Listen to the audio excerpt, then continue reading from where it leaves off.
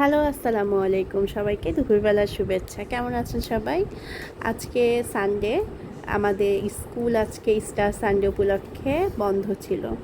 3 দিন টানা ছুটি কাটালাম, শুক্র, শনি, রবি। ভালোই লাগছে। তো আজকে দুপুরে কি রান্না করছি তা শেয়ার করার জন্য চলে আসলাম। তো দেখেন, আমি সুন্দর পেঁয়াজ আর কিছু মশলা সুন্দর করে বাদামি কালার করে নিচ্ছি। এখন এর ভিতর দিয়ে দিচ্ছি একটু আদা পেস্ট, রসুন পেস্ট দিয়ে আদা রসুনটাকে খুব ভালো করে ভেজে নেবেন, কারণ আদা রসুনের একটা কাঁচা গন্ধ, এটা খুব খারাপ লাগে। আর এই তো দিয়ে দিচ্ছি হলুদ, মরিচের গুঁড়া, সজের গুঁড়া আর হচ্ছে জিরার গুঁড়া। তো এই তো সুন্দর করে মশলাটাকে খুব ভালো মতো কষিয়ে নেবেন, কারণ মশলা যত ভালো কষাবেন তত তরকারি স্বাদ হবে। তার এই যে দেখছেন, এটা হচ্ছে আমাদের শ্বশুর মানে আমার বাড়ির পালা কবুতর, মানে আমার শ্বশুর বাড়ি, আমার শ্বশুরের হাতের। আমার শ্বশুর হচ্ছে কবুতর পোষে শখ করেই।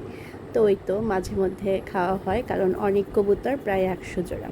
তো এই তো আমার কবুতরের মাংস প্রায় হয়ে গেল, এবং এই যে দেখুন 3টা ডিম দিয়ে দিলাম, সেটাও হচ্ছে আমার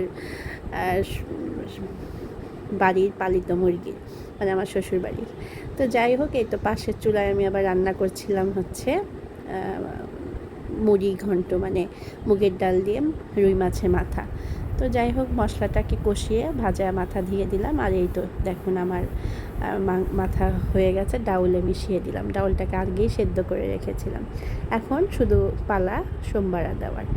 তো আসলে দুপুরবেলা, এই গরমের দিনে দুপুরবেলা দেখা যায় খাবার দাবারের পর একটা অলসতা ভাব আসে। তো সবাইকে দুপুরবেলা শুভেচ্ছা।